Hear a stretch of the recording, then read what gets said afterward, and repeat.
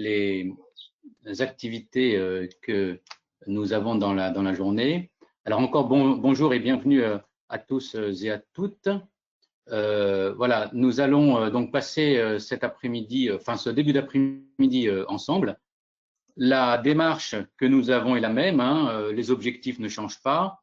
Acquérir le vocabulaire, découvrir les évolutions et les tendances du marketing digital, du web marketing, s'approprier les outils et pour bien évidemment accompagner notre transformation digitale. Alors, vous vous souvenez que nous avons un parcours qui s'organise en 4 temps forts: les tendances et les bases du marketing digital, les clés, l'optimisation de son site internet, les réseaux sociaux. Et dans la première partie de ce webinaire, le 7 avril dernier, nous avions passé du temps sur les tendances et les bases du marketing digital et nous avons démarré la seconde partie sur les clés de la stratégie web marketing. Voilà, je reprends les tendances et les bases, l'évolution, les spécificités, les mots-clés, les métiers, vous vous souvenez de ça? Voilà, et dans la deuxième partie que nous voyons aujourd'hui, on avait le mix marketing et on s'était arrêté aux enjeux du cross-canal et du parcours client. Cette seconde partie s'organise, comme vous le voyez, en 5 temps forts. Le premier des 4P au 4C, on en a parlé. Le parcours client, on a commencé à en parler et je vais revenir là-dessus pour qu'on prenne bien le fil de notre démarche. Le site performant, l'inbound marketing et le CRM et la gestion des data, des big data, constitueront les 3e, 4e et 5e sous-parties de notre deuxième grand topo de cet après-midi. Alors, vous vous souvenez de la démarche de la stratégie marketing, hein, voilà, c'est un document que vous avez bien en tête maintenant. Je ne reviens pas là-dessus, on se met bien en tête ça. Et puis, on était parti sur voilà, les 4P aux 4C. Bon. Et on était arrivé à la notion de parcours client. Alors, je reviens un peu sur ce sujet-là pour comme ça faire le lien avec notre première partie du 7 avril dernier. Le client, on le sait, actif principal de l'entreprise. Et quand on a un client satisfait, c'est la relation qui est durable, saine, sereine. Le vendeur est content, il est confiant et la relation se passe tellement bien que l'acheteur va devenir notre ambassadeur et en fait un allié de notre développement commercial. Alors, le parcours client est organisé en plusieurs étapes. C'est un peu les étapes récurrentes, quel que soit, je dirais, le processus d'achat, qu'on soit dans un produit physique, dans un service, qu'on soit en B2B ou en B2C. Première étape, reconnaissance du problème ou du besoin. L'acheteur va ensuite rechercher l'information qui lui semble la plus pertinente. Il va évaluer les choix possibles en fonction des informations qu'il aura à sa disposition. Et après, c'est le go, no go, j'achète ou j'achète pas. C'est la décision. Et enfin, cette dernière partie, cette 5e partie est assez importante puisque l'appréciation post-achat va permettre à notre acheteur de dire oui, je suis satisfait, donc je vais recommander, je vais devenir fidèle au produit, au service, à l'entreprise. Non, je ne suis pas satisfait. Et voilà, déception. Et donc, je remonte à l'étape de la recherche d'informations pour avoir d'autres choix. Alors, quand on est dans ce processus, il y a 5 acteurs qui vont jouer. Le premier acteur, ça va être l'initiateur. C'est celui qui va pour la première fois suggérer l'idée d'acheter le produit. L'influenceur, impact direct ou indirect, positif comme négatif. Les influenceurs ou les influenceuses prennent un poids considérable aujourd'hui via les réseaux sociaux. On aura l'occasion d'en reparler. Le décideur, c'est lui qui dit go ou no go. Bon. L'acheteur, il va faire la transaction, c'est lui qui procède à la transaction financière. Et enfin, l'utilisateur, c'est celui qui va utiliser, consommer le produit. Très souvent, on le sait très bien, l'initiateur, le décideur, l'acheteur et l'utilisateur sont une seule et même personne. Alors, j'ai trouvé intéressant de prendre un petit sujets comme ça et d'avoir un point mnémotechnique sur les 4 P.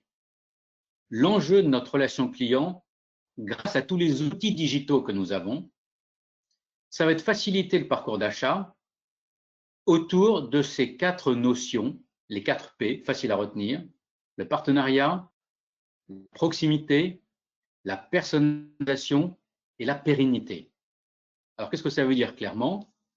Partenariat, le client devient un co-constructeur de son produit, de son service. C'est un allié dans notre relation. Qui dit allié va dire proximité. On est proche de lui, on étudie ses besoins, ses motivations, et comme ça, on peut comprendre son environnement. On comprend ses motivations et son environnement, alors à ce moment-là, nous pouvons avoir une offre complètement sur mesure, personnalisation, une offre unique, un client unique. Là, encore une fois, B2B, B2C. Et si notre client est satisfait, il s'engage dans une démarche de fidélisation, donc de pérennité. Les 4 P, partenariat, proximité, personnalisation, pérennité. Voilà. Alors, le parcours client, c'est un parcours qui peut revêtir diverses formes. C'est ce qu'on va appeler le cross-canal. C'est la multiplication des points de contact entre nous, entreprise, et nos clients ou nos prospects. Ces points de contact doivent bien évidemment être en synergie les uns les autres, chacun jouant un rôle important, l'un informatif, l'autre comparatif de lui, le troisième un partage d'expérience. Et on peut imager cette démarche de cross-canal avec voilà, cette petite toile. Le client est au centre et il a autour de lui l'ensemble de nos outils, que ce soit des sites de e-commerce, que ce soit tous nos réseaux, alors Facebook, plein d'autres, hein, YouTube, Snapchat, etc. Le mobile, le web, le print, parce que bien sûr, on est encore, et heureusement, hein, moi qui suis un farouche défenseur du papier et du livre, on est encore dans un univers où les informations sur print ont une importance considérable. Et voilà, j'ai mis QR code pour donner un autre type de canal. Le client au centre, il a sa démarche cross-canal. Alors maintenant, troisième clé dans la stratégie web marketing, comment est-ce que je vais créer un site performant? C'est un outil essentiel à mon développement. Quelles sont d'abord les étapes de la création? Alors, j'ai identifié cela avec une approche marketing et budgétaire. D'abord, évidemment, on étudie le marché. Vous vous souvenez, dans la slide sur la démarche marketing, on avait l'étude de marché en premier.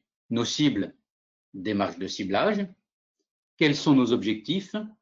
Choisissons un nom. Hein, alors souvent, le nom, bien évidemment, c'est le même que celui de l'entreprise. Le budget, le calendrier. Et là, on retient la solution de création. On fait très souvent appel à des prestataires extérieurs qui ont un œil neuf, qui peuvent nous amener une vision intéressante du marché, de ce que font nos concurrents. Et à partir de là, on rédige notre cahier des charges. Alors, quand on rédige un cahier des charges, ce n'est pas toujours facile. Il y a 10 commandements que j'ai identifiés qui sont les 10 commandements d'une expression de besoin efficace, d'un cahier des charges efficace. Alors, je ne vais pas les lire tous les 10 et je ne vais pas les passer en revue. Il y en a 2 qui me semblent plus particulièrement intéressants. C'est le 2e commandement et le 7e commandement.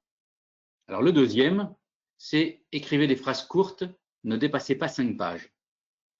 Alors ça, c'est une promesse aussi qu'il faut tenir régulièrement quand on fait de la communication digitale. En faire moins, mais mieux. Aller à l'essentiel. Ne pas faire du verbiage pour du verbiage. Ce sont des outils qui nécessitent un style, un ton, un vocabulaire complètement dédié. Le 7e commandement, décrivez les utilisateurs de votre application. Alors là, c'est mon background marketing qui parle, si vous voulez. On a besoin de connaître nos interlocuteurs. C'est essentiel. Il faut décrire les utilisateurs que nous avons en face de nous parce que c'est que comme ça qu'on comprend leurs besoins et qu'on avance dans une proximité avec eux. Alors, nous avons différentes étapes. Ensuite, il y a l'approche technique. Donc, c'est tout ce qui va consister au design, au contenu. Là, toujours, on choisit un sous-traitant. Un hébergeur, c'est celui qui va héberger nos sites, c'est le backup informatique. L'arborescence, c'est comment est-ce que je structure mes différentes informations. Je fais une maquette, le sous-traitant fait une maquette, et à ce moment-là, on a la possibilité, dans le contexte de cette maquette, de rédiger et d'organiser les différents contenus. On a une version 0 toujours, on appelle ça une version test, une version bêta, comme on veut, et à partir de là, c'est le suivi qui est essentiel. Une fois qu'on a validé la version 0, on lance la version définitive. Ça, c'est l'approche technique, design et contenu.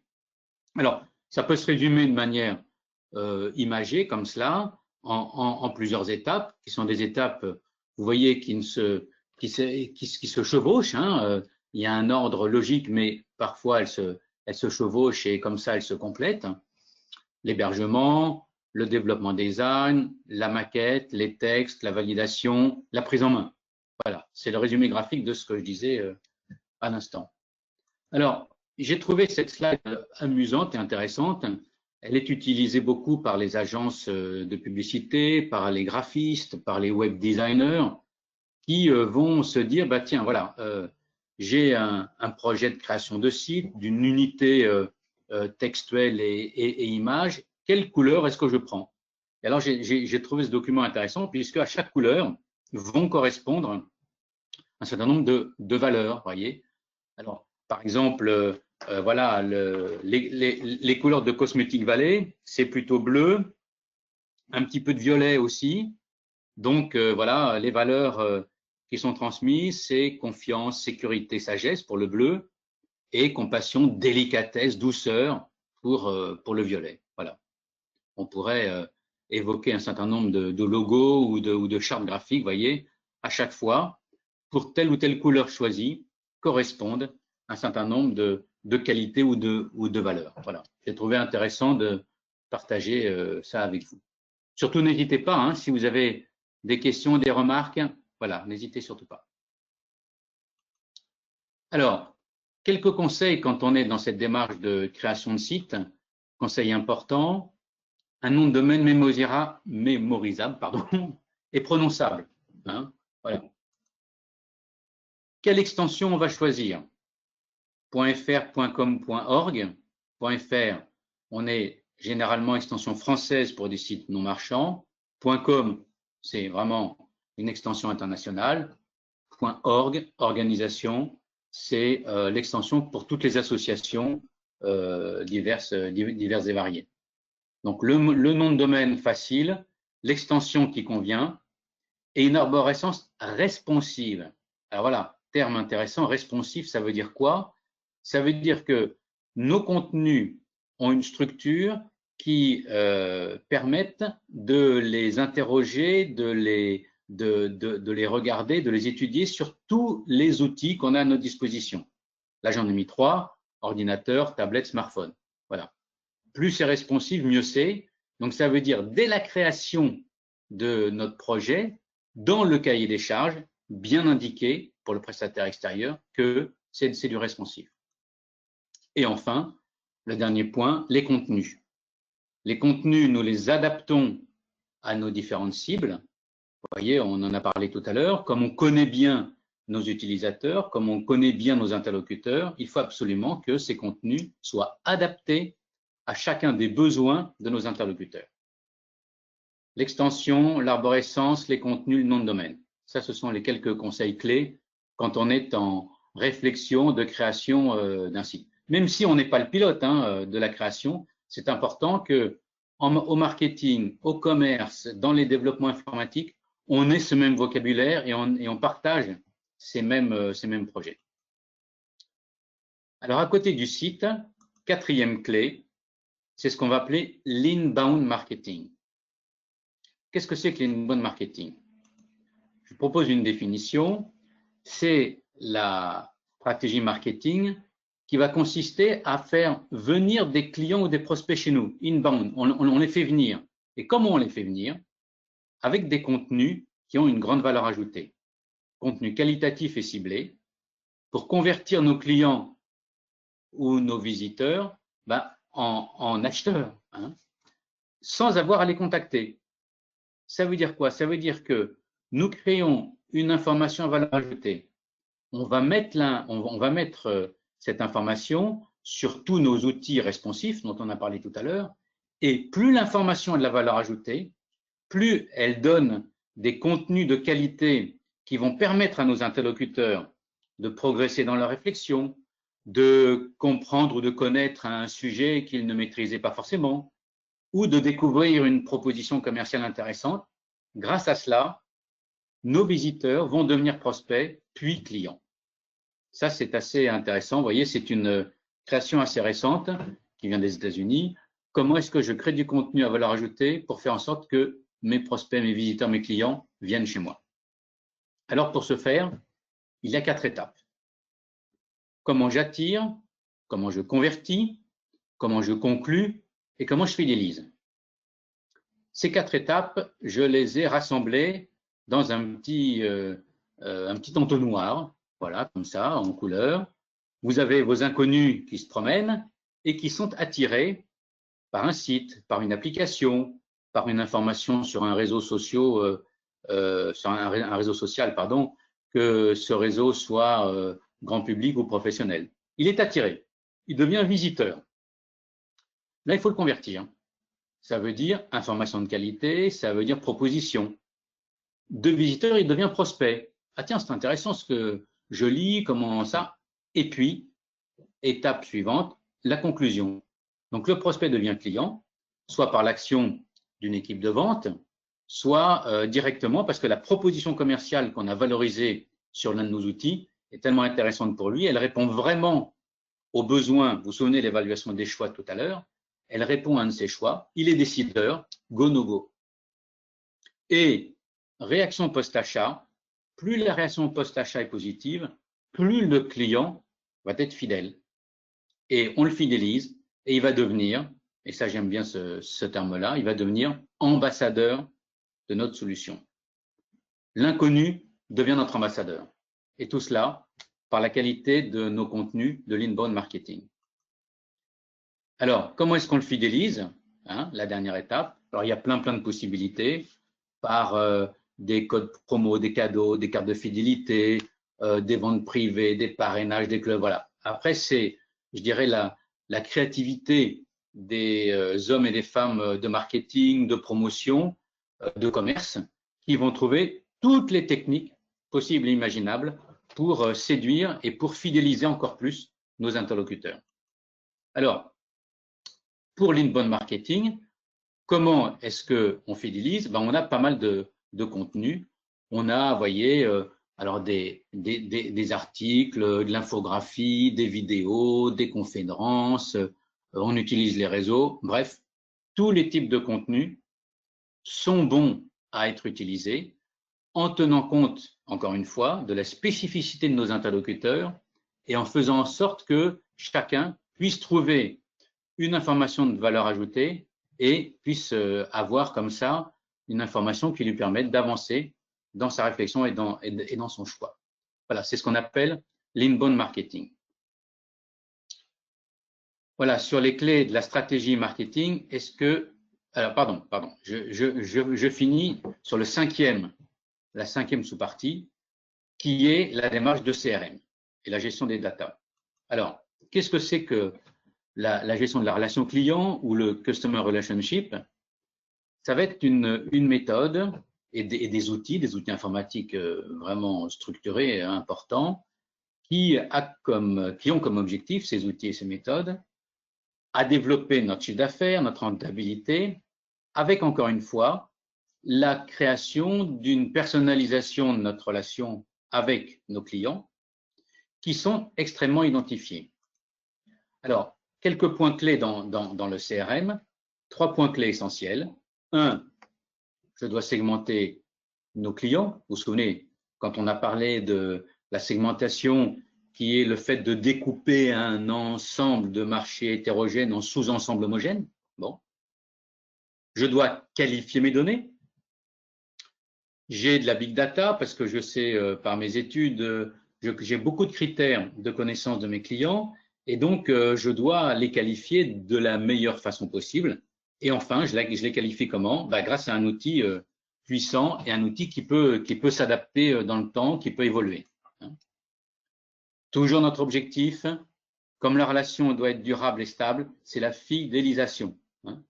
Je redirai sans arrêt, le marketing digital, c'est une démarche d'outils de relation, de proximité pour fidéliser nos clients, essentiel. Alors, j'ai pris l'exemple là d'un logiciel que certains peut-être que vous connaissez qui s'appelle Salesforce, qui est le numéro 1 du marché en termes de CRM. Et j'ai identifié les 4 principales fonctions de ce logiciel. On va les passer assez rapidement en revue. Première fonction, tout ce qui est la prospection marketing.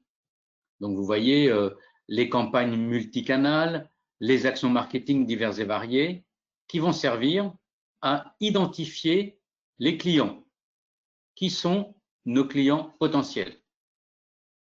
Deuxième grande famille de savoir-faire d'un outil CRM, voilà, c'est directement le dur, les ventes, le commercial, les actions planifiées, l'équipe de vente, les tournées, le suivi des comptes, des contrats, la prévision, les objectifs, les écarts entre réalisation et objectif. Voilà, tout ça, ça nous permet de faire quoi?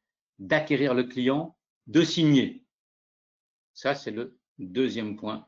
Troisième fonction, la fonction support, les services.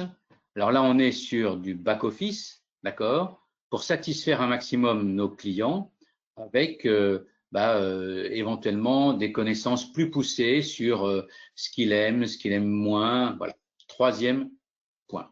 Et enfin, le quatrième, là, on est dans l'analyse, dans le reporting et plus on a d'expérience utilisateur qui nous remonte, mieux on peut fidéliser nos clients. Voilà, les 4 principales fonctions d'un logiciel CRM. Et j'ai pris l'exemple de Salesforce, mais il y en a plein d'autres sur le marché.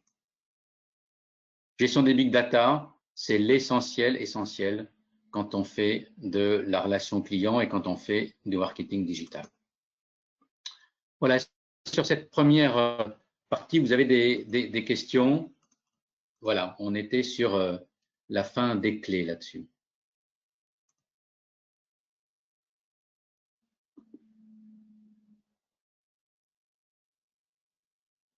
Non, c'est clair, pas de questions particulières. Vous m'entendez tous bien? Ça vous va? Alors, j'ai un petit chat. Ça va, tout me paraît clair. Merci François. OK. Aucun souci sur l'audio, tant mieux. Voilà, très bien, parfait. Alors, je continue, mais sinon, n'hésitez pas à intervenir quand vous voulez.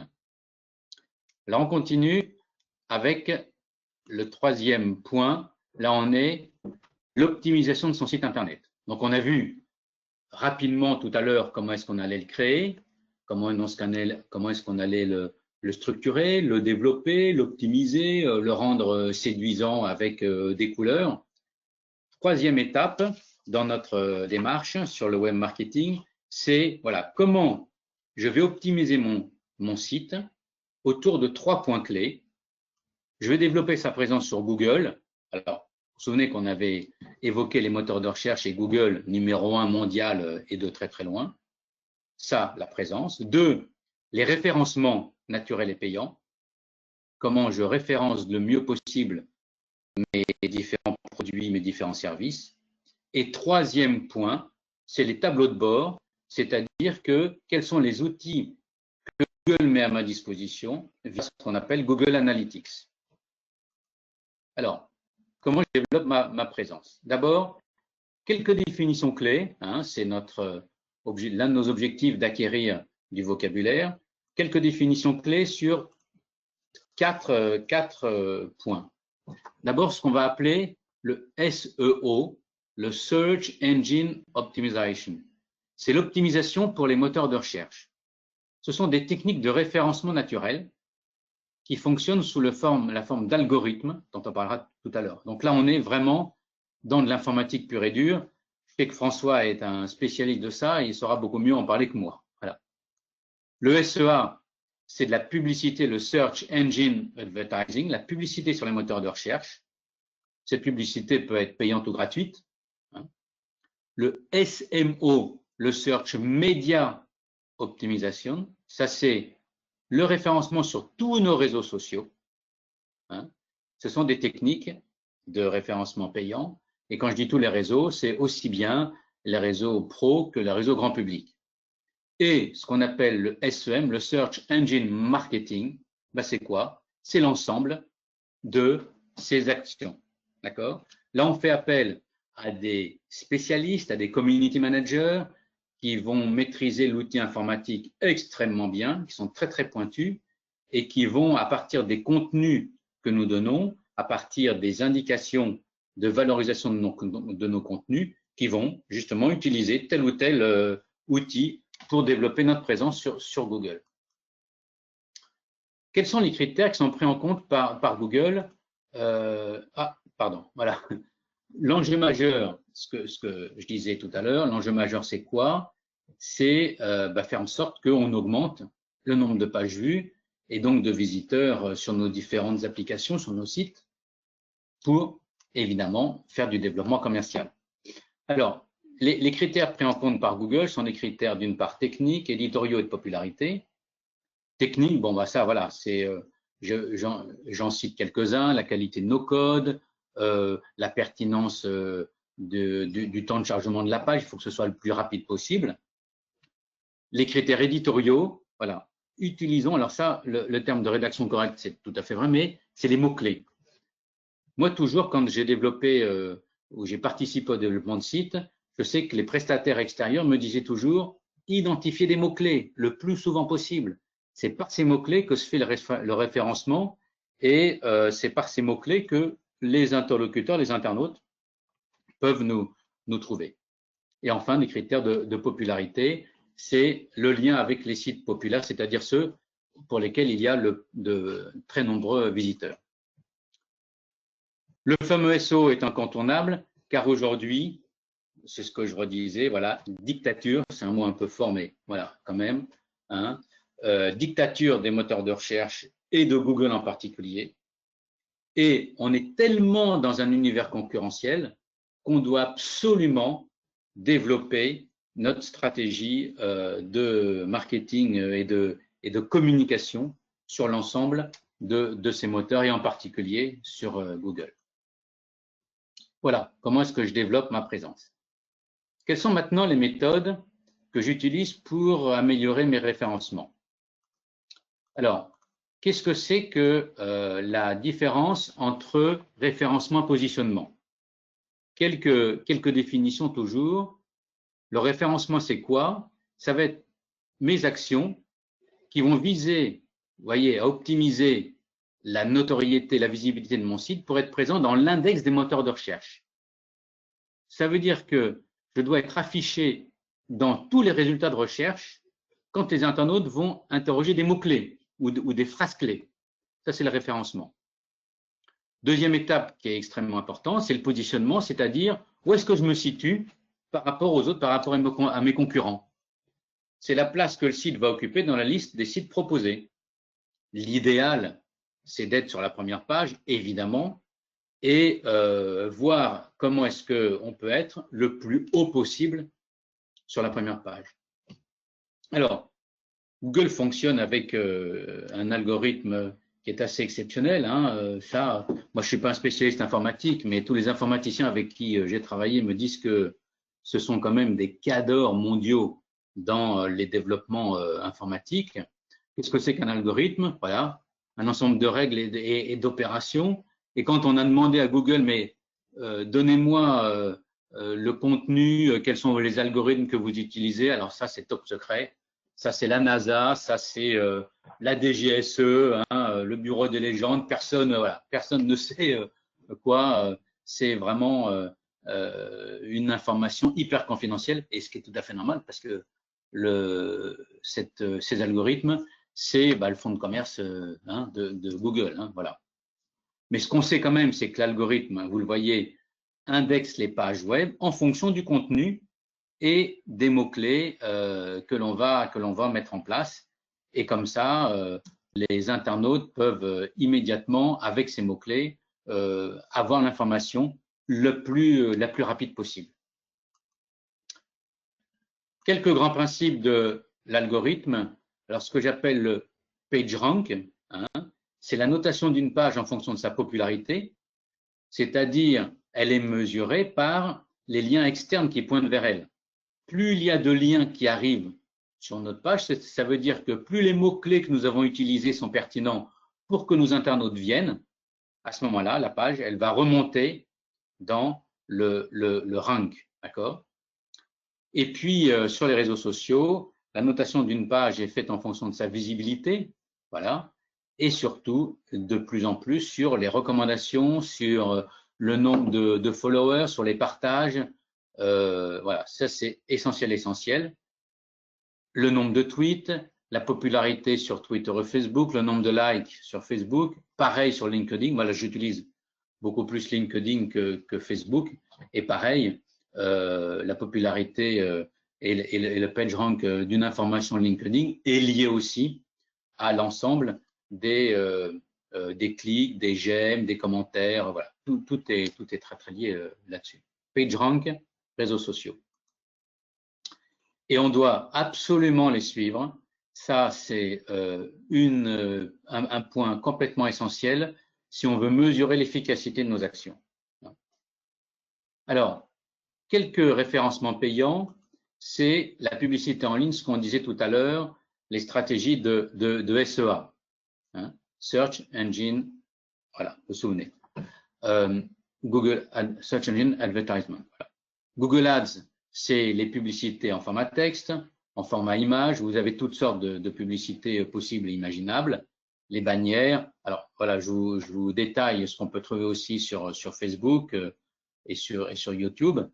L'idée avec ça, c'est quand on va valoriser du contenu sur un certain nombre de sites ou de réseaux, c'est pouvoir comprendre tous les formats qui existent et pouvoir nous adapter en fonction de nos stratégies, en fonction des développements produits et en fonction aussi des objectifs que nous nous sommes fixés. Est-ce que ce sont des objectifs juste d'image, donc de connaissance ou de communication? Est-ce que ce sont des objectifs commerciaux de vente? Voilà. À partir de là, toutes les stratégies sont utiles une fois qu'on a bien nos objectifs définis. Voilà sur les méthodes naturelles, sur les méthodes d'amélioration des référencements naturels et payants. Enfin, nous avons les tableaux de bord et nos indicateurs de performance. Ça, c'est Google Analytics.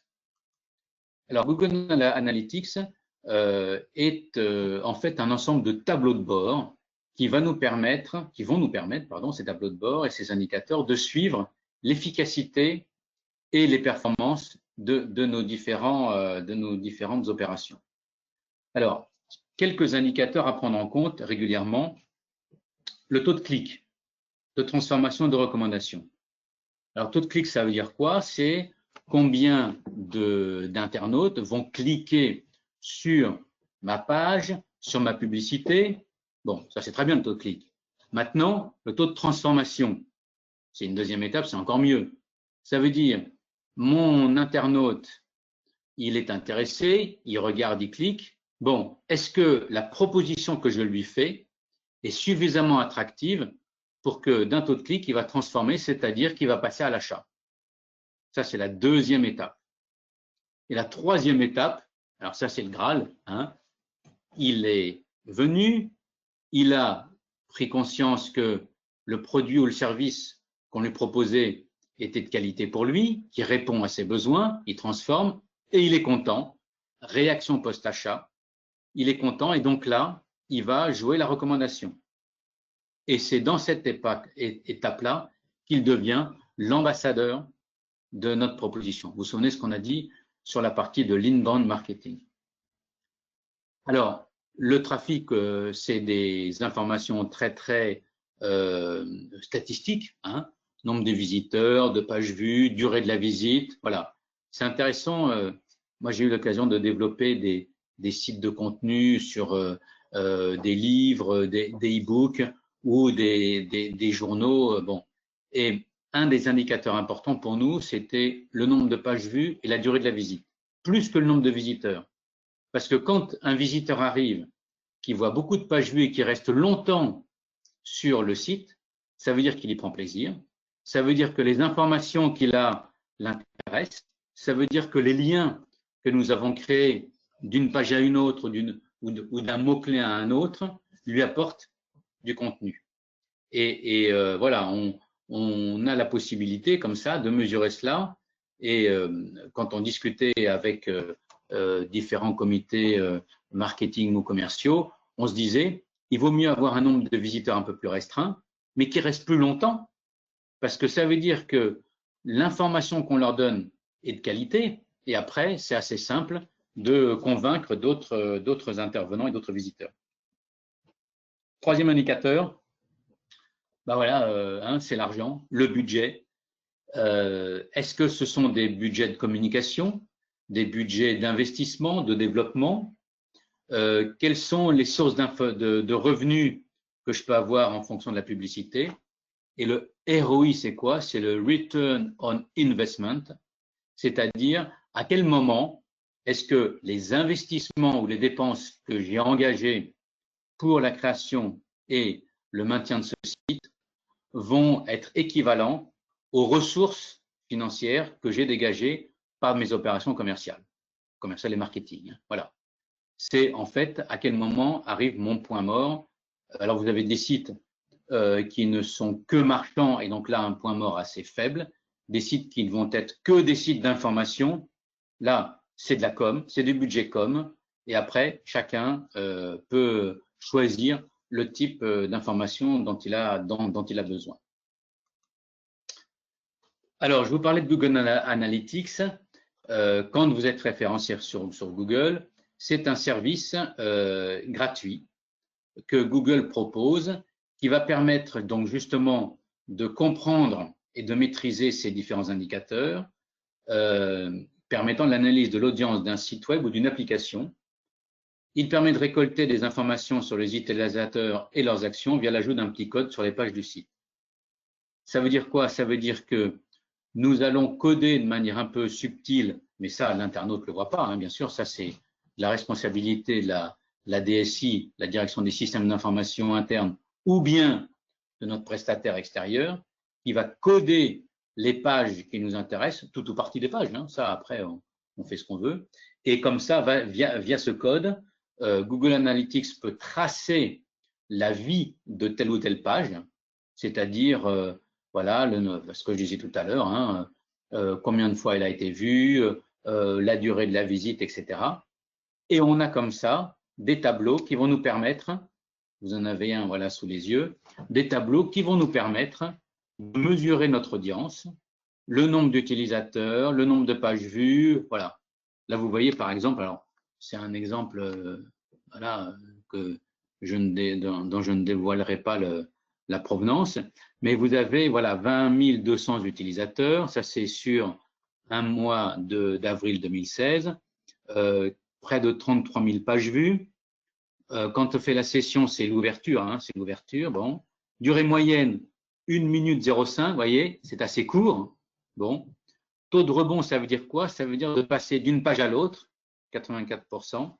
Et le pourcentage de nouvelles sessions, c'est les nouveaux internautes qui arrivent, vous le voyez sur le petit camembert bleu et vert, les nouveaux visiteurs et ceux qui sont revenus, 75-25, un quart de visiteurs qui reviennent, c'est-à-dire qui ont trouvé un intérêt et qui reviennent, qui sont fidèles, et puis le recrutement de nouveaux internautes, 75%. Voilà. Alors, vous voyez, ça c'est une page de Google Analytics qui est intéressante. Moi, je l'ai utilisé beaucoup quand j'ai été directeur marketing des musées de France, où sur chaque site de musée, on allait voir quels internautes allaient voir quel type de page dans le site de musée. Et puis surtout, moi, ce qui m'intéressait, c'était les pages de fin ou les onglets où il y avait les boutiques de produits dérivés. Et j'avais un œil, on avait développé un Google Analytics spécialement dédié sur les pages commerciales pour voir si d'abord les visiteurs y venaient, si c'était pas juste une visite culturelle, mais s'il y avait une démarche un peu commerciale. Et sur cette démarche commerciale, quel type de produits étaient achetés, quel type de souvenirs, quelle période intéressait plus nos différents visiteurs, quelle nationalité ils avaient, voilà. Et c'est comme ça qu'on pouvait faire nos statistiques de vente qui étaient intéressantes après dans l'optique logistique, c'est-à-dire de flux pour d'approvisionner, pour créer différents produits. Voilà, petite parenthèse fermée là-dessus.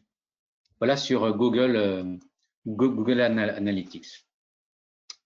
Est-ce que sur cette troisième partie, vous avez quelques réflexions, quelques questions?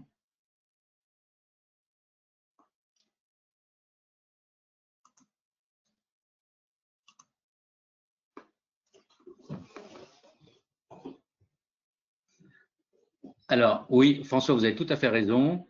François nous dit, spécialiste, on se fait surtout aider par de vrais spécialistes. Une PME a rarement les moyens d'avoir des spécialistes dans tous les domaines. Alors ça, 100% raison.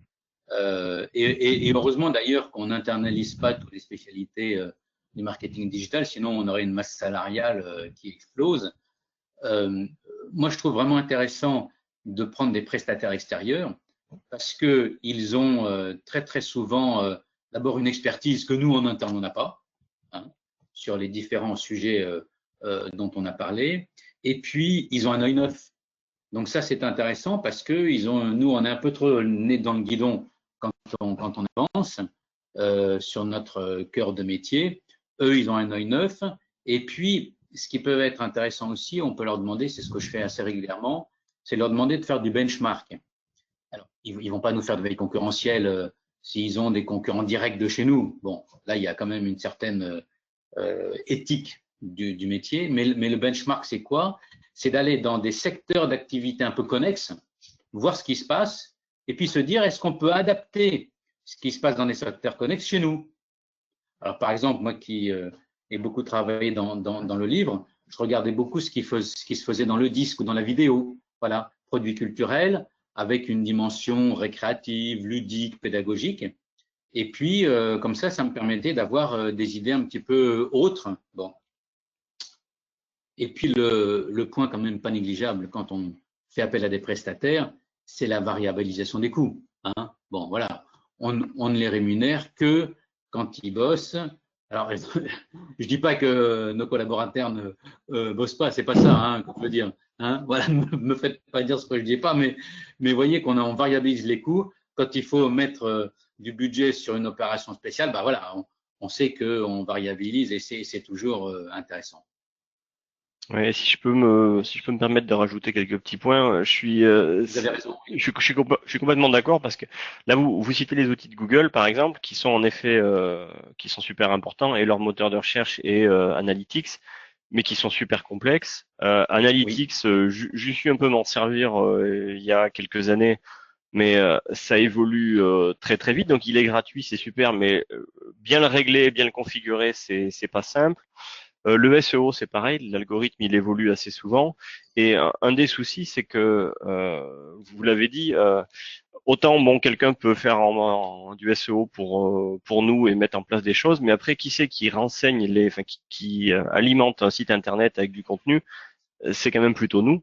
On fait rarement Bien appel à sûr. quelqu'un de l'extérieur pour créer des pages. Et c'est là où, si on n'a pas quelqu'un qui nous a expliqué, regardez le SEO, ce qui est important, c'est les mots-clés. Et les mots-clés, il faut les mettre plutôt à cet endroit-là, il faut les répéter plusieurs fois sur une page, il faut pas faire des titres comme ça, les grandes règles, quoi. Si personne nous les dit, on écrit du contenu comme on le sent, et en pratique, c'est pas très efficace. Donc, nous, c'est pareil. Moi, tout ça, tout ce que je vous raconte, c'est pas moi. Je le savais pas vraiment, et on s'est fait aider par une société qui fait que ça donne de meilleures habitudes à tous les gens qui vont Mhm. rédiger le contenu marketing. Et ça Mhm. ça s'apprend pas, et ça évolue aussi très vite.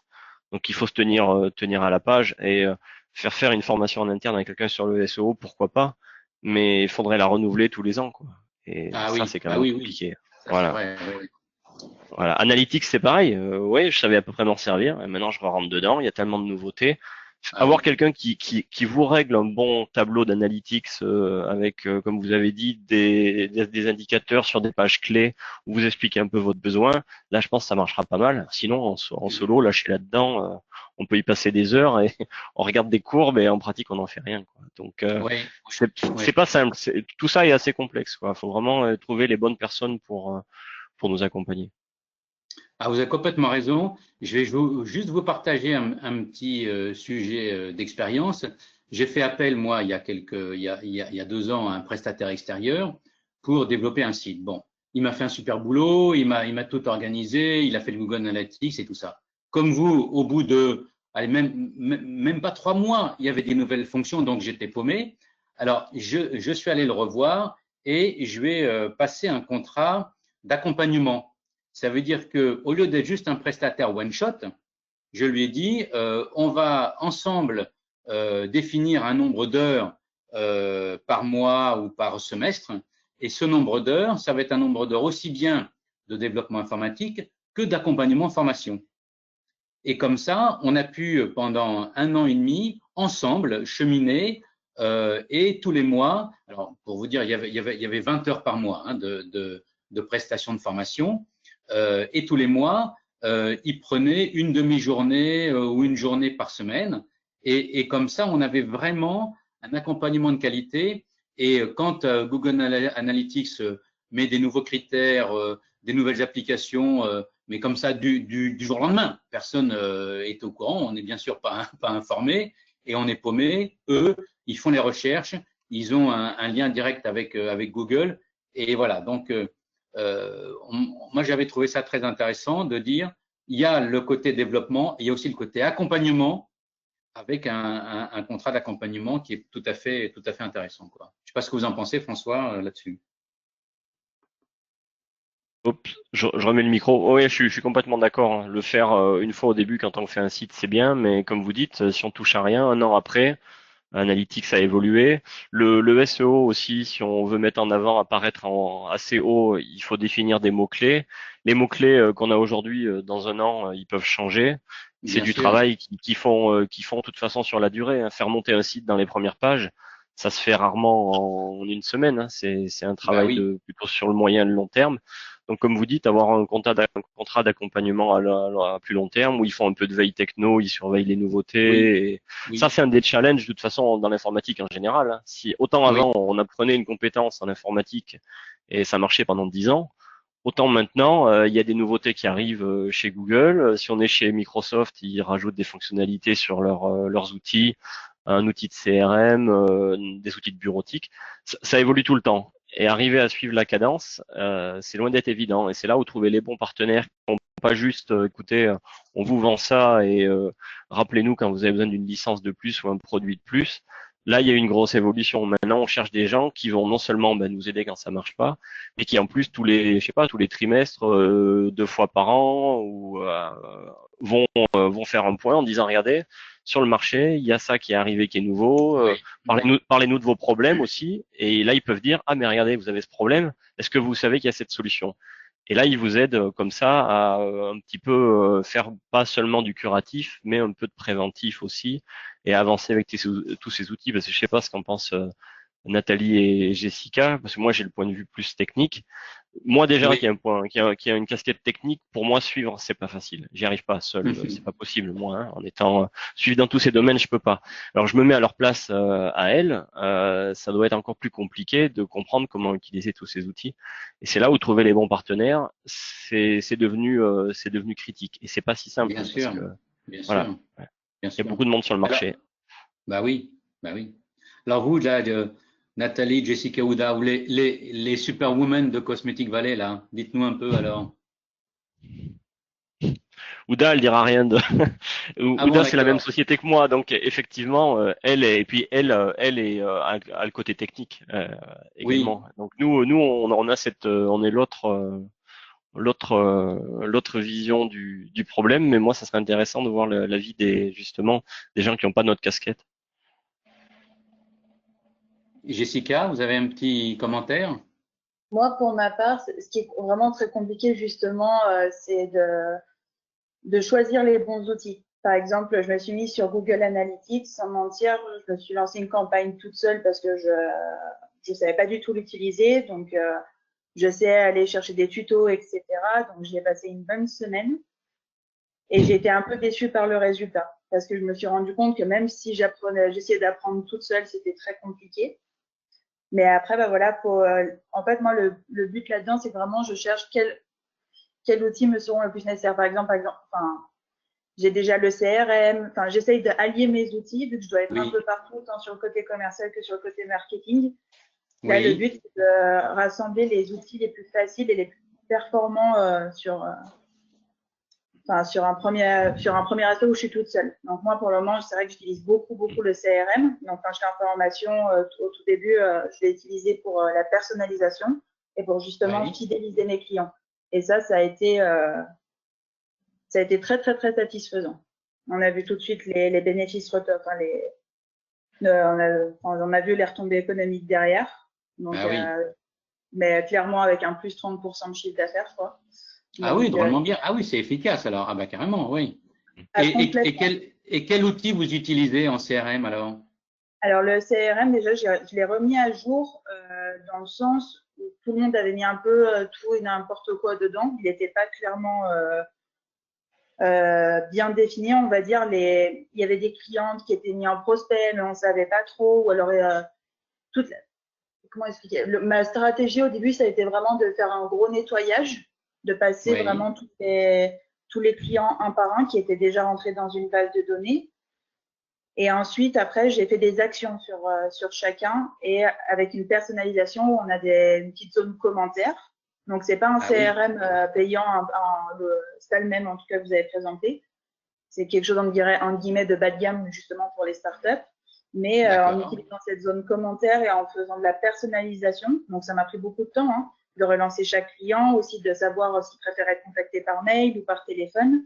Et Bien grâce à sûr. tout ça, bah, j'ai réussi à avoir une proximité aussi avec les clients, ce qu'ils ne me connaissaient pas vu que je venais d'arriver dans l'entreprise.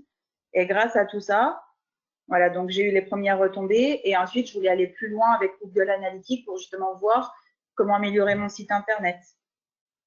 Qu'est-ce qui manquait sur ce site internet, combien de temps il passait sur les pages, justement parce qu'il y avait trop de texte. Donc du coup là, je commence à Oui. avoir toute cette vision-là de remodeler mon site internet. Donc même si pareil, c'est pas quelque chose de fou, hein, on peut juste modifier quelques pages en modifiant juste le texte. Visuellement, ça passe, on va dire pour le moment. Mais c'est voilà étape Oui. par étape. Donc là, je vais repasser sur le texte pour les mots-clés pour justement être encore mieux référencé parce on est déjà assez bien référencé. Et ensuite, choisir maintenant par qui on va se faire aider, faire des choix Ah pour oui. savoir avec qui on va travailler pour se faire aider pour aller encore plus loin parce que c'est vrai que toute seule, je peux pas tout faire. Voilà. Mais au départ, vous aviez pris un prestataire extérieur ou vous avez piloté vous-même? J'ai tout fait moi. Ah oui, bon. Ah oui, d'accord. Ah oui, donc c'est calé, hein? Ah oui, oui. Mais moi, je suis d'accord avec ce que vous dites. Après avoir écouté, parce que moi qui n'ai pas la vision marketing, après avoir écouté la webconf de la dernière fois, moi, ce que ça m'évoquait, c'est que pour la mise en pratique, comme vous dites, le plus difficile, les données, on les a maintenant. Des outils qui récoltent toutes ces données, on les a, il n'y a aucun problème. On a même beaucoup Oui. plus de données que ce dont on a besoin. Le plus difficile, c'est en effet de choisir les bons outils qui donnent les données et que ces données soient liées les unes aux autres, parce que par exemple, on parle d'une CRM, on parle d'un site web, etc., etc. Pour que ce soit efficace, l'idéal, c'est qu'il faut quand même qu'ils se parlent et qu'ils soient connectés les uns aux autres de manière efficace. Donc déjà, Bien il faut sûr. choisir ces outils qui se connectent bien les uns aux autres, qui donnent des bons résultats. Et ensuite, la difficulté que moi en tout cas je vois en tant que plutôt personne technique, c'est on a tellement d'informations, on a toutes ces informations pour arriver à en faire quelque chose. Il faut il faut donc bien connaître, tout simplement, faut avoir la stratégie de l'entreprise et savoir, parce que moi, les données, je les ai, je peux vous donner des tas de tableaux de bord, mais la plupart vont servir à rien. Il faut que ça Ben serve à oui. aider la stratégie de l'entreprise et arriver à donc, en tant que moi, il faut que j'arrive à comprendre quelle est la stratégie pour la traduire avec les bons tableaux de bord, les bons outils, automatiser les choses.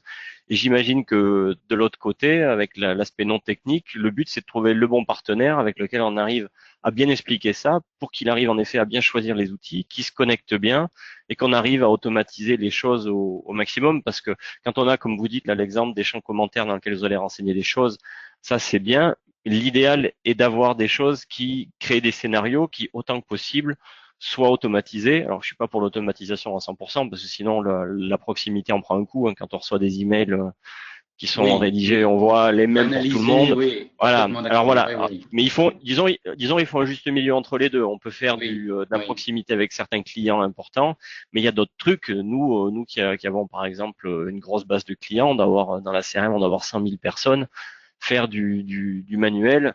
Non, on peut pas. On peut en faire un peu, mais on peut pas le faire pour tous. Donc le gros Mhm. challenge, c'est ça, c'est trouver les bons outils, les faire parler entre eux, et bien avoir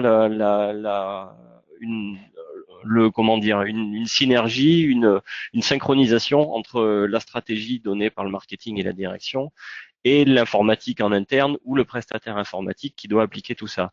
Pour moi, c'est les deux Mhm. grosses difficultés qu'il y a. Je ne sais pas si après Jessica et Nathalie sont toujours d'accord, mais c'est ce que nous, en tout cas, on voit tous les jours. Oui, tout à fait, oui. Oui, oui, complètement.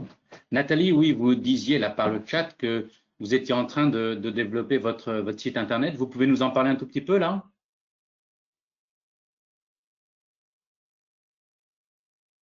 Le micro fonctionne-t-il? Nathalie, Je, Nathalie, Ouais. je crois que son micro ne fonctionne pas, Nathalie, donc. Ah d'accord, Ah, d'accord, d'accord. Ah, c'est pour ça. d'accord. D'accord, d'accord. Il me Alors, semble elle nous avait Ouais. envoyé un petit, que c'était le cas, donc. c'est ça. Souci informatique. Que font les informaticiens? Moi, je peux pas l'aider là. Je suis désolé.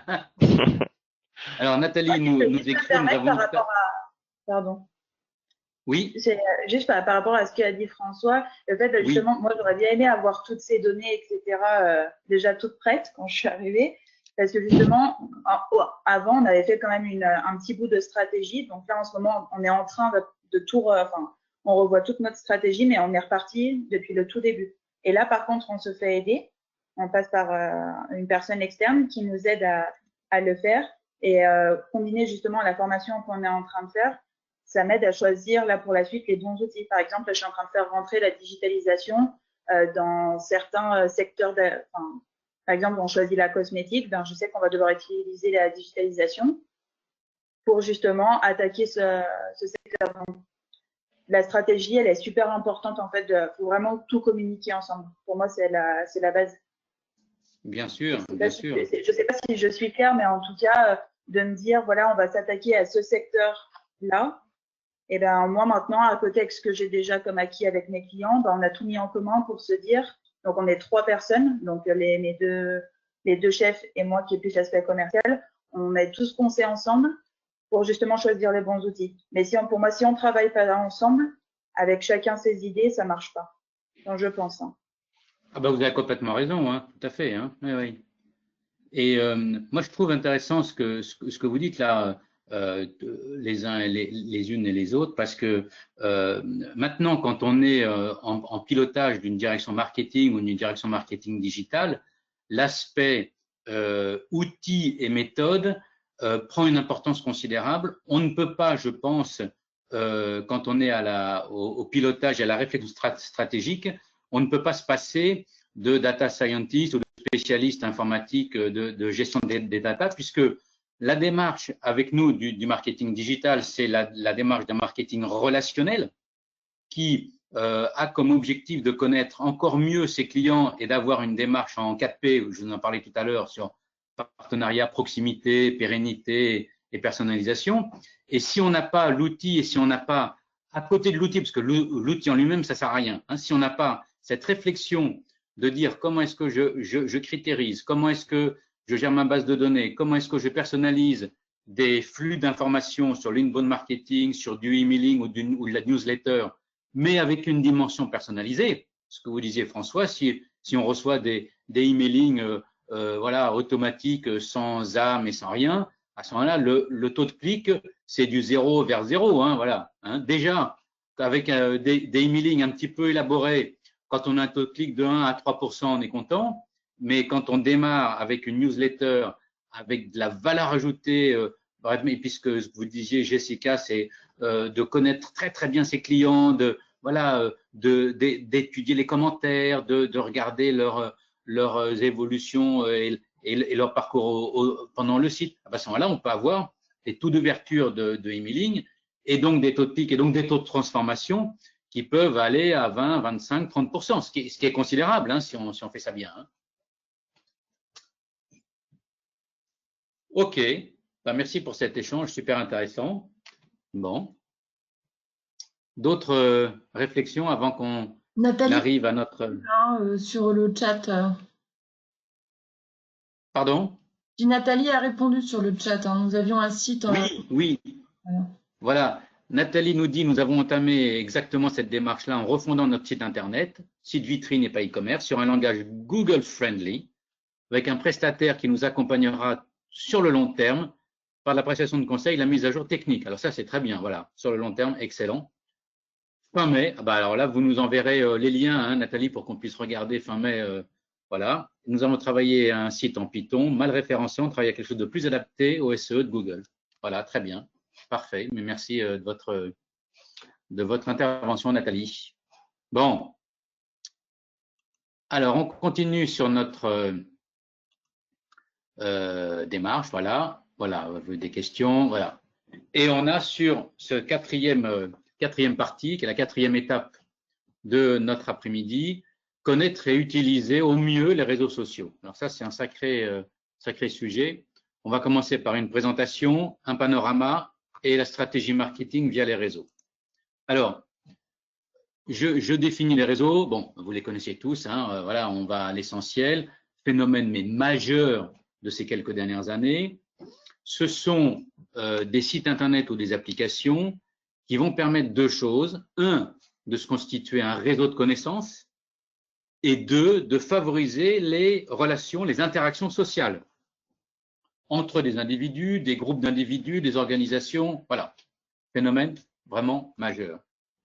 Alors, on a bien sûr une domination mondiale de Facebook et de YouTube. Hein. J'en ai cité un, Qzone en Chine. Bon, alors maintenant, la Chine, on ne sait pas trop ce qui se passe, donc bon, ça, j'avais fait ça il y a quelques jours. Incroyable, nous sommes 90% à utiliser notre mobile pour aller sur les réseaux. Hein. Les clients que nous avons, quand ils vont sur nos pages de réseau, ils se parlent, ils s'écoutent, ils se font confiance. On doit faire en sorte de définir une vraie stratégie digitale réseau. Hein. Cette stratégie digitale réseau est une des composantes de la stratégie digitale complète. D'accord ? Il faut bien faire attention que on est là sur un outil, sur des outils et des supports complètement révolutionnaires. Alors, qui sont ces réseaux et quelle stratégie marketing on va utiliser? Alors, on a des généralistes, hein, j'en ai cité 5, voilà, Facebook, Google, Twitter, Instagram, Snapchat. On a des professionnels avec LinkedIn qui est vraiment le numéro 1 par rapport à Viadeo. Et on a des multimédias, YouTube et Dailymotion, en sachant que le multimédia, la vidéo maintenant est allé dans tous ces réseaux. Hein, voilà, ce n'est plus une option comme il y avait quelque temps, ça fait partie complètement des contenus. Hein. Voilà, quelques logos, vous voyez les couleurs, ça serait amusant de reprendre, on n'a pas tout à fait le temps, mais de reprendre la page des couleurs et des valeurs tout à l'heure pour voir le choix des couleurs pour chaque logo. Hein. Alors, quelques statistiques d'abord mondiales et après françaises. Là, c'est une statistique qui date de janvier 2020. Donc, vous voyez, on se dit, il n'y a que 3 mois, mais en 3 mois, le monde a tellement bougé que voilà, ces informations doivent être mises à jour, mais je n'ai pas l'information la plus récente. Alors, nous sommes 7 milliards, soit 750 millions dans le monde. plus de 5 milliards utilisent des téléphones, 4 milliards et demi utilisent Internet et près de 4 milliards de la population mondiale sont utilisateurs de médias sociaux. Alors maintenant, on a cette même statistique en France, hein, sur la population âgée de 5 ans et plus, 65 millions, 20, abonnements au téléphone mobile, plus de 65 millions, 100% de la population, certains d'entre nous ont plus de 2 abonnements de téléphone. Nous sommes 58 millions à utiliser Internet et 39 à utiliser les médias sociaux. Je pense que ces deux chiffres, la 58 et 39, ont explosé depuis le 16 mars et ce sera intéressant quand il y aura la prochaine vague d'analyse et d'études statistiques qui devrait se dérouler en juin-juillet, de savoir et de connaître l'évolution de ces chiffres. Voilà. Alors, un petit focus maintenant toujours dans le monde. Hein. Vous avez à droite dans le monde et à gauche en France, toujours en janvier 2020. Facebook, numéro 1 des réseaux, 2 milliards et demi dans le monde, 35 millions d'utilisateurs actifs. Hein. Ça veut dire que il y a beaucoup plus de gens qui ont un compte, mais qui ne l'utilisent pas forcément. Hein, d'accord ? WhatsApp arrive ensuite en numéro 2 en France et dans le monde. Et on a une petite particularité française avec Snapchat, où on est, vous voyez, sur les 210 millions de Snapchatteurs ou Snapchatteuses dans le monde, la France représente près de 10% hein, des utilisateurs. Vous voyez après, Instagram, on est sous-représenté en France, vous voyez, c'est amusant. Et c'est amusant, enfin voilà, c'est une constatation, hein, je n'ai pas de commentaire particulier à faire. Il y a un site avec les enfants que j'ai qui utilisent pas mal TikTok, bon, qui connaît un développement formidable depuis ces quelques semaines. Alors en France, on était 5 millions en janvier. Je pense qu'on va être beaucoup plus nombreux par la suite. Hein. Voilà les différents utilisateurs de nos réseaux. Alors, quelle est la stratégie que l'on peut mettre en place, nous, quand on décide de s'adresser et de développer nos communications et nos actions vis-à-vis des réseaux sociaux? Il y a 7 points clés sur lesquels il faut absolument qu'on prenne le temps et qu'on les identifie. Premier point, c'est on a une stratégie et une ligne éditoriale très spécifique. Hein. Chaque réseau doit avoir sa propre communication, son propre style pour être en adéquation avec nos consommateurs qui utilisent tel ou tel réseau. Il y a un ton, il y a un style, il y a des mots, il y a voilà, un vocabulaire, une syntaxe. On n'écrit pas du tout pareil sur LinkedIn ou sur Twitter. Voilà.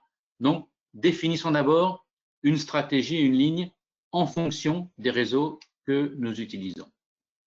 Je pense que c'est important de se constituer une équipe quand on peut. Hein, quand on peut, cette équipe va être pilotée par un community manager.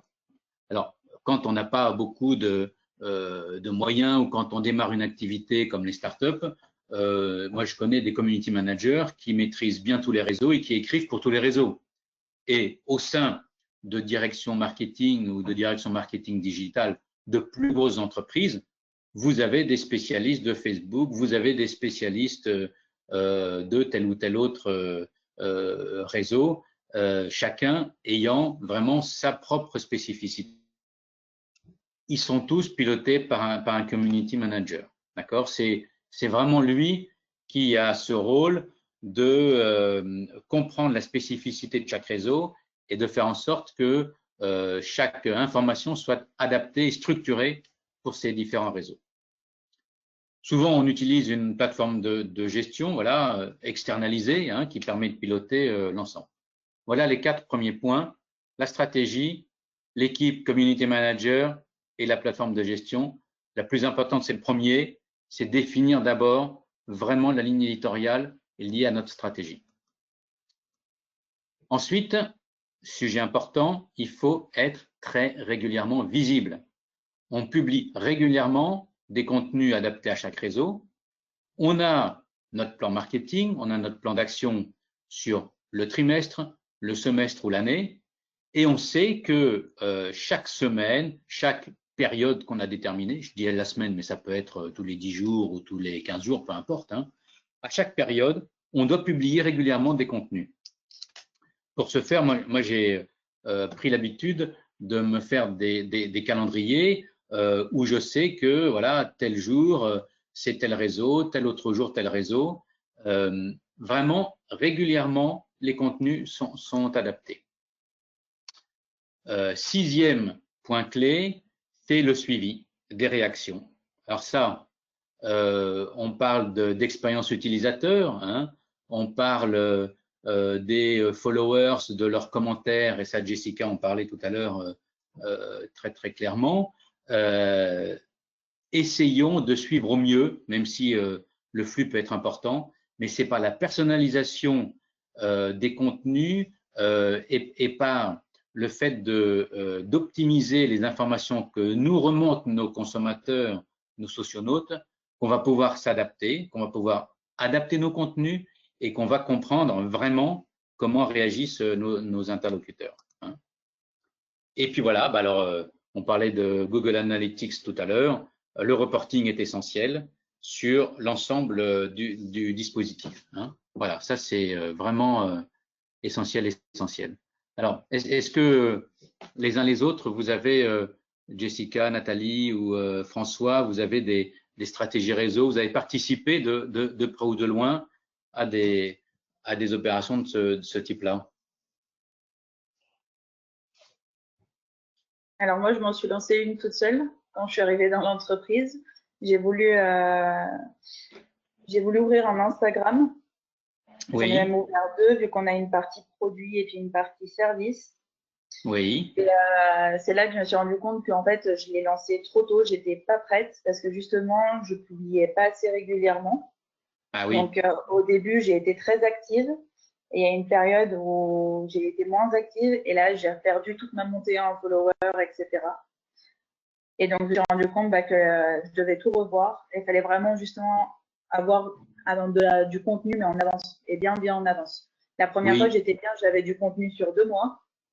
Et après, je me suis un peu plantée. Mais voilà, ça aurait pu marcher, mais c'est là où je me suis rendu compte qu'il fallait aussi beaucoup, beaucoup de temps. Et tant que je n'avais pas. Mais vous avez. Bah oui, ça marche. Bah c'est essentiel. Mais alors, à ce moment-là, vous avez fait appel à quelqu'un d'extérieur ou pas, alors, Jessica? Non, parce que là, du coup, je vais le proposer. Enfin, vu qu'on est au tout début on est en train de revoir toute la stratégie, mais c'est à voir.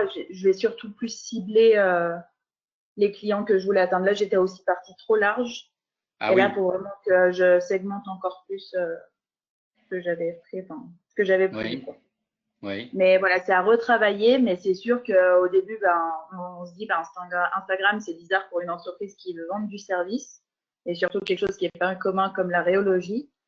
Et au final, je me suis rendu compte que pour l'international, par contre, ça nous est très utile parce que Instagram, c'est très développé en Angleterre, aux États-Unis, même un peu plus ailleurs en Europe. Et du coup, ça me permettrait de toucher aussi tout ce qui est dans le cosmétique, tout ce qui était docteur, acide hyaluronique, tout ça, ça marche tellement dans ce secteur-là que voilà, ça pouvait parler et du coup, il faut le faire, mais il faut le faire mieux que ce que je l'ai lancé. Mais voilà, ça se travaille beaucoup, beaucoup en amont et chose que je n'ai pas pris le temps nécessairement de faire, mais c'est bien, voilà, j'ai essayé, j'ai vu que je m'étais trompée. Bien sûr. Donc du coup, on efface tout et on va recommencer. Mais c'est très intéressant. Ah oui, voilà. oui. Là, je l'ai mal fait au début, je suis partie trop large. Et je me suis rendu compte qu'il fallait vraiment plus cibler même des secteurs d'activité bien précis, même des personnes précises. Voilà, parce que pas tout le monde n'a Instagram, ou alors c'est peut-être des sociétés, etc. Enfin voilà, il faut vraiment cibler aussi qui a Instagram, où et pourquoi, et pour qui surtout. Et je suis partie sur là. Voilà. Moi, j'ai eu l'occasion aussi, comme ça, de piloter un certain nombre d'activités réseau. Alors, pas en direct, mais en indirect. Et ce que je disais aux personnes qui travaillaient avec moi ou avec qui je travaillais, c'était faites-en moins mais mieux. C'est une petit point mnémotechnique, les 3 M. Hein. Alors, il y a les 2 M, c'est les M, bon, mais les 3 M, c'est moins mais mieux. Voilà, c'est un petit truc à s'en souvenir. à ce moment-là, si vous dites, ben voilà, moi j'ai un réseau de prédilection, je fais que celui-là parce que j'ai peut-être pas suffisamment le temps, les compétences, les moyens ou l'information, j'en fais moins, mais je le fais mieux. Et puis au moment où j'aurai mon développement, à ce moment-là, je pourrai ouvrir petit à petit avec des compétences bien définies, quoi. Voilà. Hein. C'est vrai, je prends en compte. Vous vous souvenez des 3 M, hein? Les 2 M, c'est les M&M's, et les 3 M, moins mais mieux. Voilà. Hein. C'est noté. Euh, Nous, on avait une community manager, on n'a plus maintenant, voilà, choix stratégique. Bon. Alors on continue de publier des choses un peu sur LinkedIn, mais ouais, ça reste, je pense, un petit peu léger. Et alors, nous, on n'est pas en B2C, on est plus en B2B. Vous voyez une différence sur la pertinence des réseaux sociaux pour les entreprises en B2B par rapport au B2C ou c'est kiff-kiff?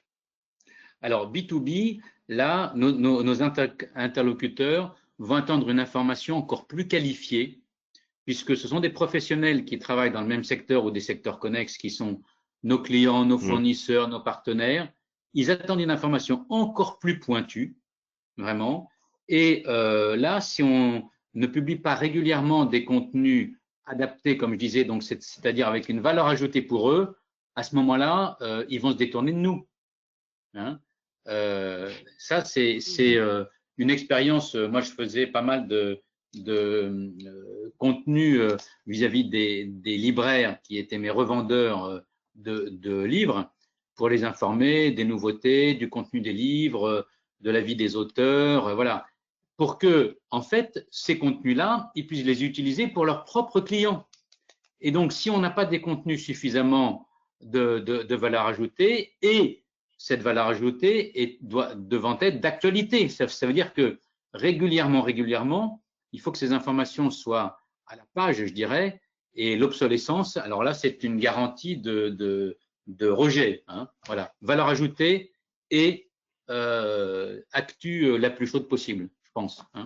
Et vous pensez que ces gens-là, par exemple les libraires, ils vont aller chercher cette information plus sur du réseau social plus professionnel comme LinkedIn, ou ils vont aller les chercher aussi sur du Instagram, Facebook et compagnie qui, pour moi, sont plus liés à mon utilisation privée. Moi, par exemple, en tant que personne de chez TBBio, j'ai pas un compte Facebook pour le boulot ou un compte Twitter pour le boulot sur lequel j'irai suivre nos fournisseurs et ce genre de choses. Je m'en sers à titre perso et je sais pas si j'ai beaucoup de choses qui sont liées à l'informatique, par exemple sur ces réseaux-là. J'ai plus évidemment de contacts pro sur LinkedIn où je peux voir un peu plus de contenu, mais nous c'est un peu le choix qui a été fait. En gros, avant on avait quelqu'un qui publiait beaucoup sur Facebook, Twitter, c'était les deux qu'on ciblait le plus. Là maintenant, on fait quasiment plus que LinkedIn. Alors, je sais pas si c'est nécessairement la bonne stratégie. Hein. Au contraire, je vous pose les questions. Ça m'intéresse d'avoir les avis. Alors, je vais vous donner mon expérience.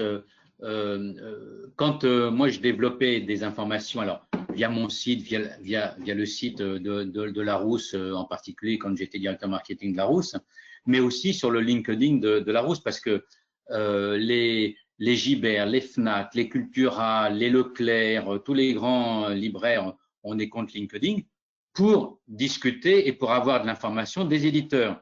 Et après, les libraires vont avoir des comptes Facebook pour leurs clients finaux, pour les lecteurs. Et les comptes Facebook des libraires vont être alimentés par l'information que leur donnent les éditeurs. Oui, ils vont retweeter ou alors, c'est ça que vous voulez dire. Voilà, ils vont retweeter ou mettre leur patte de libraire, c'est-à-dire que pas peut-être forcément prendre un contenu brut, mais le travailler avec leur voilà, si vous avez un libraire spécialiste de science-fiction ou de littérature générale ou de romans policiers ou de jeunesse, bah, il va avoir sa vision du marché, il connaît bien ses clients et il va dire tiens, entre Larousse, entre Nathan, entre Albin Michel, entre Le Seuil Jeunesse, moi j'ai identifié 4-5 collections nouvelles pour des enfants, ça je vais en parler. Alors que moi chez Larousse, quand j'ai une collection jeunesse et que j'envoie un LinkedIn à mon libraire, je lui dis bah, c'est la meilleure du marché, bien sûr. hein, voilà. Et donc, lui va faire son choix. Et c'est intéressant. C'est là la vraie valeur ajoutée d'un libraire, c'est de dire, moi, je connais mes clients finaux et donc, je vais adapter le contenu de mes éditeurs LinkedIn sur un contenu Facebook pour mes clients finaux. Mais j'ai une valeur ajoutée, moi, parce que je fais de la sélection et je dis, voilà, je mets à votre disposition cette information et sachez que le livre, je peux faire du click and collect ou vous venez chez moi et je vous fais un conseil et je vous le vends. Ouais, vous voyez cette démarche qui est en plusieurs étapes comme ça. Hein. Ouais, d'accord, mais ce qui prend donc du temps et il faut Ah oui, définir ah oui, voilà, ah il oui, faut adapter ah un oui, peu le contenu et pas le faire en ah oui, automatisé complet, ah ce oui. qui est assez facile à faire, mais bon, ouais, c'est pour ça, Ça c'est pas prend évident. beaucoup de temps, et moi je suis vraiment étonné et puis vraiment en bien de ce que nous disait Jessica tout à l'heure, c'est qu'elle avait créé du contenu pour 2 mois. C'est balèze quand même, bon, parce Mm. que bon, il y a une visibilité à 2 mois, ça c'est fort, hein, c'est fort, hein. Alors Nathalie nous a envoyé un petit commentaire, là voilà. Page LinkedIn en partie en place, mais manque d'assiduité dans les mises à jour par manque de temps. Ah bah oui, ça c'est vrai. Plan de contenu en cours de réflexion, j'y travaille. Bon courage Nathalie. Et elle nous dit aussi, pas d'autres raisons envisagées pour le moment, manque de temps toujours, problématique, mais conviction qu'il s'agit là d'outils puissants, accessibles à coût raisonnable. Voilà, tout à fait d'accord. Le plus grand coût dans la gestion des réseaux, c'est le coût de personnel, c'est-à-dire le salaire d'une personne à temps partiel ou temps plein ou des honoraires de prestataires extérieurs. Oui, ça c'est complètement vrai. Oui, oui. Je me permets juste, je reviens sur le fait que j'ai dit oui sur 2 mois, mais là où je me suis trompée justement encore une fois, c'est que le contenu, c'est nous on travaille aussi en B2B, et là je me suis rendu compte vraiment que ce que je publiais c'était intéressant, mais pas assez pour passer plus de temps sur la page. C'est-à-dire que je donnais pas assez d'informations sur quel produit. En fait, je faisais des petites vidéos, enfin voilà, des trucs un peu à la mode sur Instagram pour montrer quel outil on utilisait, mais j'allais pas plus loin dans la réflexion pour dire voilà pourquoi on utilise ça, à terme qu'est-ce qu'on obtient comme résultat, pour montrer un peu plus notre panel de savoir-faire. Et je l'ai pas assez poussé. Donc du coup, je sais que là, ça n'a pas marché dans ce sens-là. En fait, je voulais amener les personnes sur la page d'Instagram et qu'ils lisent, enfin, et qu'ils aient un aperçu de qu'est-ce qu'on pouvait faire après pour les amener sur notre site internet. Parce que j'avais mis notre site internet en description de notre page. Et du coup, j'ai dit qu'ils allaient sur notre site internet, mais pas assez. Du coup, parce que je leur montrais pas assez. Je pense que, dans ma réflexion, je pense qu'ils restaient pas assez longtemps sur ma page Instagram pour mieux comprendre ce qu'on faisait et ensuite aller voir encore plus sur notre site internet. En fait, je voulais que ça fasse diffuser un petit peu de notre page internet. D'accord. Voilà. Donc, c'est à revoir, mais je pense quand même que même si Instagram, même si on est en B2B, mes chefs aussi, ils voyaient pas vraiment en quoi ça pouvait nous être utile. Et je me suis dit qu'aujourd'hui, on passe tellement de temps sur Instagram. Enfin, après, voilà, c'est peut-être que moi, je suis aussi beaucoup sur ce réseau social-là, personnellement parlant, mais je vais maintenant m'intéresser à plus de choses et je passe plus de temps à lire des articles sur Instagram que sur Facebook. Ah oui, bah oui. Ça adapte aussi un peu mon comportement. Du coup, voilà, j'ai 27 ans, donc je me considère comme jeune. Et du coup, voilà, de me dire ce que je fais maintenant, c'est peut-être aussi ce que plus de personnes de mon âge vont faire. Bien sûr. Ah bah, merci pour votre témoignage. Oui, très intéressant. Vous avez beaucoup appris là en quelques temps. C'est formidable. Hein. Très, très bien. Oui, essayer. Très bien. Très bien, très bien. Alors voilà, est-ce que vous avez, voilà, on est arrivé maintenant à la fin, 1 heure, voilà, il est 15h, bientôt 25, 1h30, on a tenu nos délais, voilà, les questions, les remarques. Alors, sinon, quelques grandes conclusions sur les tendances que j'ai identifiées. Hein. J'en ai identifié 5, voilà. Si on parle des réseaux, voilà, hein, le social commerce, hein, ça c'est clair. Faciliter le parcours d'achat et de partage avec les nouvelles fonctionnalités liées aux expériences utilisateurs. Ces expériences utilisateurs, on les a par les remontées d'informations des réseaux. Il y a une tendance, alors moi qui me scotche, le gaming et le e-sport. Bon, c'est un peu un peu plus éloigné de la cosmétique, mais voilà, c'est une activité, un secteur d'activité qui développe des chiffres d'affaires considérables. Bon, le V-commerce. Alors là, j'ai appris cette approche-là il y a un peu plus d'1 an, quand Google et Amazon essayaient de développer le commerce vocal, V comme vocal, avec des programmes de reconnaissance vocale, vous savez, qui sont liés à ces enceintes connectées à Alexa. Vous êtes dans votre salon, dans votre cuisine, dans votre bureau, dans votre chambre, peu importe. Vous avez déjà fait cette démarche de reconnaissance vocale et vous passez juste une commande à Alexa avec votre voix. Et derrière, il y a tout un algorithme et tout des développements informatiques qui fait que cette commande vocale, enfin cet ordre vocal est transformé en commande et que la logistique suit. Voilà, ça c'est un truc qui me scotche. Et il paraît qu'en 2022, on passerait à 40 milliards de dollars de développement commerciaux via cette technique de vocal commerce. L'intelligence artificielle, ça, j'ai pas besoin d'en reparler, on est en plein dans ce cœur-là.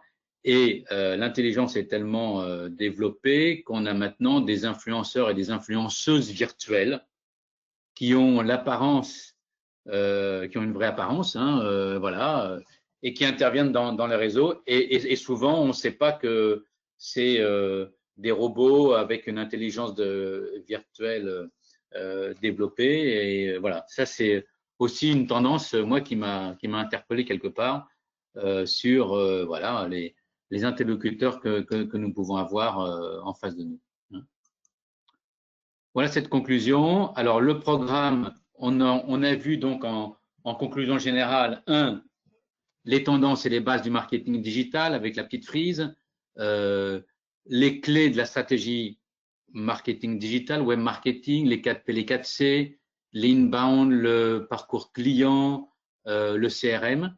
Comment j'optimise mon site internet avec Google Analytics dont on a pas mal parlé, les réseaux sociaux dont on vient de parler. Et voilà, au terme de ces 4 étapes, nous avons maintenant bouclé notre programme de formation et j'espère qu'il vous a plu. Moi, ça m'a vraiment intéressé d'échanger avec vous et je vous remercie beaucoup de votre écoute et de vos interventions. Voilà. Merci Christophe. Merci, oui, c'était clair, même pour des gens qui ne font pas du tout de marketing comme nous chez Tébu. Je pense que ça nous permet de voir des choses, de mieux comprendre justement ce que font les autres équipes et d'essayer de s'aligner les uns avec les autres, ce qui n'est pas évident justement. Bien sûr, bien sûr. Merci François. Voilà. J'en profite. Merci Nathalie. Merci de votre merci Nathalie. Voilà. Donc, merci du coup pour tout ça. J'ai tout compris, c'était très clair, c'était super. Voilà. Bon, merci Jessica de vos interventions aussi, toujours pertinentes. Oui, très bien. Bon, bah, écoutez, je vais vous souhaiter une bonne fin d'après-midi. Voilà, Ouda qui nous dit c'est très clair, merci. Merci Ouda de votre commentaire. Je vous souhaite une très bonne fin d'après-midi et puis bonne continuation dans vos différents développements qui m'ont l'air tous vraiment formidables. Hein. Voilà. À bientôt. Au revoir. À bientôt, au revoir. Je voulais faire un petit rappel pour vous dire, c'est Stéphanie Vielle qui parle, que le prochain webinaire aura lieu le 7 mai. C'est sur les opportunités et impacts du digital pour les services financiers et direction administrative. Donc voilà, vous avez dû recevoir l'invitation pour ceux qui participent et c'est le matin. Donc voilà. Et puis là, le webinaire sera de nouveau disponible hein, si vous voulez le revoir. On enverra un petit mail tout à l'heure pour vous le mettre à dispo. Voilà, merci à tous. Merci, bonne fin de journée. Au revoir.